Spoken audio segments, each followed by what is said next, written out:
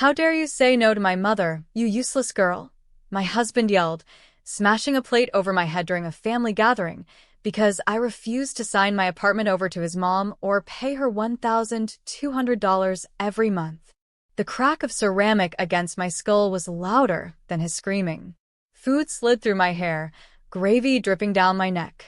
For seconds, nobody moved. His mother clutched her pearls. His sister smirked into her phone, already recording. His cousins stared at their plates. My own parents? They weren't there. He hadn't allowed them to come. I stood up slowly, my chair scraping the floor. My head rang, but my hands didn't shake. I plucked a shard of plate from my hair, set it on the table, wiped my shoulder with the back of my hand, and looked him straight in the eyes. You have no idea what I'm capable of, I said quietly. The room went still. Someone muted the TV. Even the ceiling fan sounded too loud. Hi, everyone, my name is Aria Cole. I'm 27. For 2 years, I've been the polite wife, the one who cooks, cleans, smiles in photos, and pays everyone's bills while they call me ungrateful. I bought my apartment before I met him, with double shifts and no help. His mother calls it our family asset. I call it the last thing tying me to myself. Standing there with gravy on the floor and shards on the table, I finally understood. This wasn't a marriage. It was a hostile takeover. And I was done being the silent shareholder. My husband, Ryan, blinked at me like he didn't recognize the woman standing in front of him. Maybe he didn't. He'd only ever known the version of me he could control. His mother, Eleanor, scoffed loudly. Oh, please, Aria. Don't act dramatic. Ryan barely touched you. Now sit down and sign the transfer papers like a good daughter-in-law. Her voice sliced through the room. Ryan stepped closer, jaw tight. You embarrass my family tonight. You will sign the apartment over. You're living in our house now. What's the point of keeping it? I tilted my head. You mean the apartment I bought? Furnished? Renovated? Paid taxes on? Before you even existed in my life. His sister laughed from the couch. Girl, stop pretending you're rich. That tiny apartment isn't going to save you. I turned to her. It saved me once. It will save me again. Eleanor slammed her hand on the table. We raised you better than this. A wife shares everything. You didn't raise me, I said. You barely tolerate me. Ryan grabbed my wrist. You think you're brave now? Tomorrow morning you'll apologize. I pulled my wrist free. No. Tomorrow morning, you won't see me. A hush fell. His cousins exchanged confused glances. His aunt whispered, What does she mean? Eleanor rolled her eyes. She means nothing. She's all talk. But Ryan looked at me, really looked, and something flickered in his face. Fear. Because he finally understood the truth. I wasn't threatening them. I was announcing their deadline. I walked past Ryan, past the table, past every stunned face in that suffocating living room. No one dared to stop me, not because they respected me, but because they didn't know what version of me they'd just awakened. In the hallway, I grabbed my purse. Behind me, I heard Eleanor hiss. She's bluffing. She'll be back before breakfast. Ryan's voice followed, tight and angry. Aria, don't you dare walk out that door. We aren't done talking. I turned slowly. Oh, we're done, Ryan. You just don't realize it yet. His jaw clenched. You're being emotional. No, I said. I'm being strategic. He blinked, confused, irritated, threatened.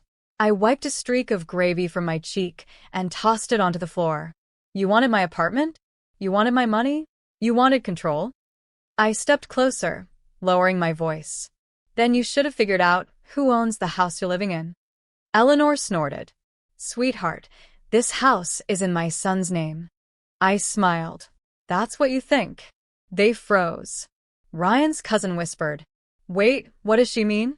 Ryan stepped toward me, but his confidence shook. Aria, what are you talking about? I leaned in, voice soft as ice. When we got married, your credit score was 520. Your debt was drowning you. Your loan applications kept getting rejected. I tapped my temple. Remember who signed the mortgage? Who's the primary? Who's the legal owner? Ryan's face drained of color. Eleanor choked. You're lying. I shook my head. No. I'm the one who saved you. I bought this house with my money. I let you put your name second out of kindness. The room erupted into whispers. Ryan's lips trembled.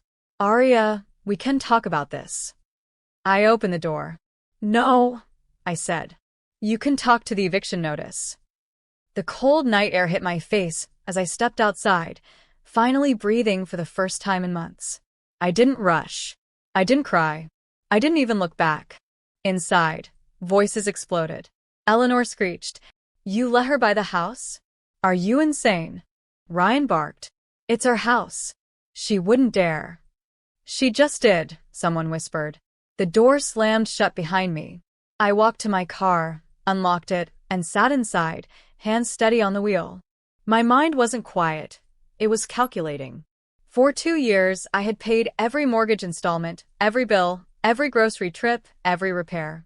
Ryan's family treated me like a bank account with legs. And I let them. Because I thought marriage meant patience. But now? It meant paperwork. I started the car and drove straight to the only person who'd never failed me. My grandmother, June. Her porch light was still on when I arrived. She opened the door, took one look at me, and said only one thing. Tell me what they did. So I did. Every plate, every insult, every demand for money, every attempt to force me into signing away my apartment. Grandma didn't gasp. She didn't judge. She just listened. When I finished, she walked to the kitchen drawer, pulled out a thick folder, and placed it in my hands. I've been waiting for the day you'd finally stop trying to please people who don't deserve you, she said. Inside this folder is everything you need. I opened it slowly. Bank statements, house ownership documents, marriage contract copies, screenshots she'd collected from the family chat, and one bright yellow sticky note on top. Eviction process, start here. I looked up at her.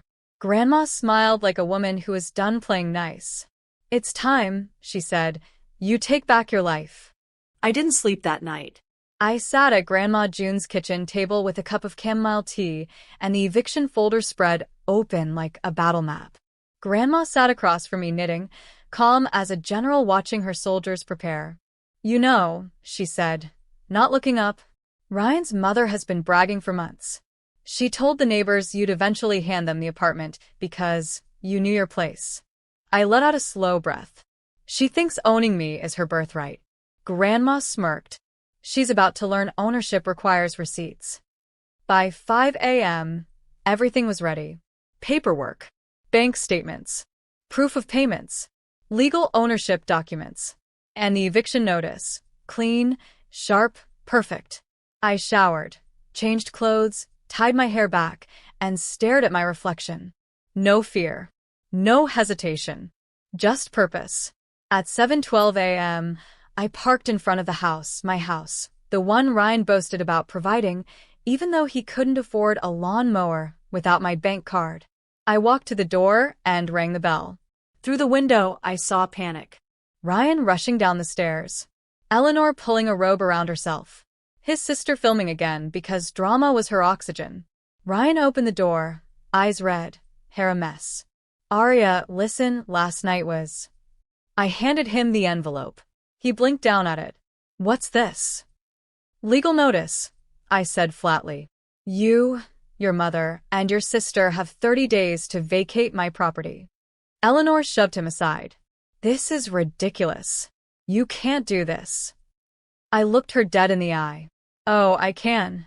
I stepped forward. And I already did.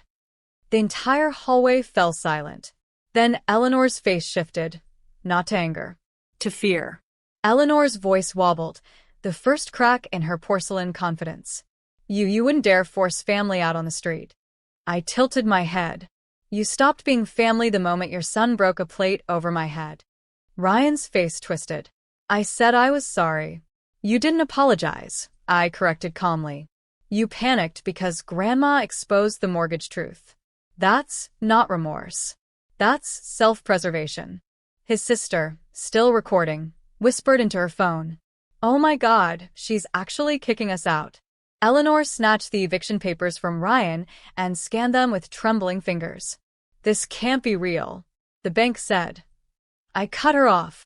The bank said I make every payment. The deed says I own the house. The law says I get to choose who stays. Ryan took a step toward me, voice cracking. Arya, can we please talk? Just you and me?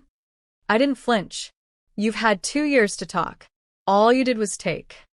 His eyes darted to the staircase. Just give me time to fix this. You had time, I said softly.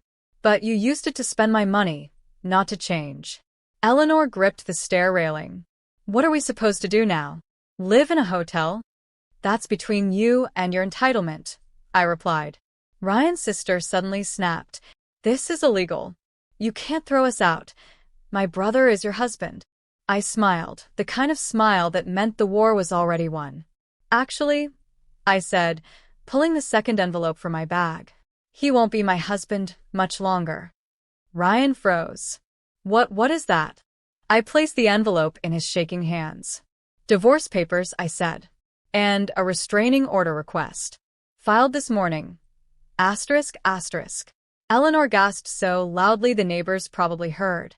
Ryan staggered backward like the floor tilted beneath him. And then, someone unexpected appeared behind him. Ryan turned slowly as footsteps echoed down the hallway. His father, Thomas, stepped into view, still in his work uniform, eyes tired, face unreadable. He looked at the envelope in Ryan's hand, then at the eviction notice crushed in Eleanor's fist, and finally at me. For a long, loaded moment he said nothing. Then, good, Thomas murmured. The room snapped. Eleanor shrieked. What do you mean good? She's destroying our family. Thomas didn't look at her. He walked toward me, stopping just a foot away. Arya, he said in a calm, quiet voice. I'm sorry. Eleanor's jaw dropped. Ryan's sister stopped recording mid-sentence. Ryan whispered, Dad, what are you doing? Thomas exhaled. I should have stopped my son the first time he raised his voice at you. I should have stopped Eleanor when she treated you like her ATM. I should have stopped all of this before it reached this. Eleanor's face twisted. You're siding with her? Thomas finally turned to her. I'm siding with the only person in this house who actually paid the bills. Ryan stumbled forward. Dad, don't do this. Mom needs support. No, Ryan, Thomas interrupted. Your mother needs consequences. Eleanor staggered back like he slapped her. Thomas faced me again. If you want me gone too, I'll pack my things. I blinked. You're not part of this problem. He nodded slowly. Then I'll help you make sure they leave peacefully. Eleanor screeched. Thomas, you traitor. Thomas looked at her with a final, weary sadness. I'm tired, Eleanor. Tired of watching you ruin every good thing and calling it love. She stood speechless. And then Thomas said the sentence that made everyone's knees buckle. Arya, they never told you the truth about the apartment you own, did they? My breath caught. What truth? I whispered. He swallowed. That apartment was never just an apartment. Thomas rubbed the back of his neck, searching for words he'd buried for years. Ryan and Eleanor froze, sensing something catastrophic coming. The apartment you own, Thomas said slowly, didn't just fall into your hands by chance.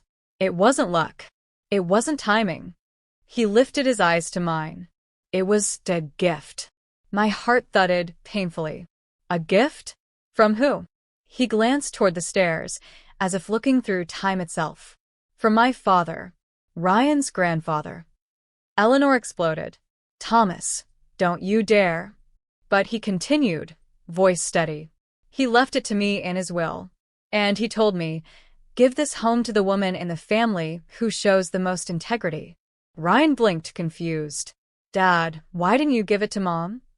Thomas let out a humorless laugh. Because your mother tried to convince me to sell it the day after the funeral. She saw a price tag, not a home. Silence. When you started dating Arya, he went on, I saw something I hadn't seen in this family in a long time. Kindness without an agenda. Strength without cruelty. Hard work without complaint. Eleanor's face twisted with rage. You gave her the inheritance that should have gone to your son? Thomas looked at her coldly. No. I gave it to the only person who deserved it. My throat tightened. Ryan shook his head, stepping back as if glass shattered beneath him. Dad, please, you're destroying my marriage. You destroyed it yourself, Thomas replied. And you know it. He turned to me again. If you choose to move back there, I will personally ensure you're safe. You shouldn't have to fight this alone. For the first time in years, someone was standing with me. Not above me. Not using me. Just with me. I nodded. Thank you, Thomas. Behind him, Ryan fell to his knees, whispering, Arya, please. Don't do this. Don't leave me. Eleanor reached out too, shaking. We'll change. I swear. We'll treat you better. Just don't throw us out. I stepped toward the doorway, the cool morning air wrapping around me like freedom. You had 2 years to treat me better, I said softly. And you spent every day proving why I should leave. Their faces blurred behind tears. Theirs, not mine.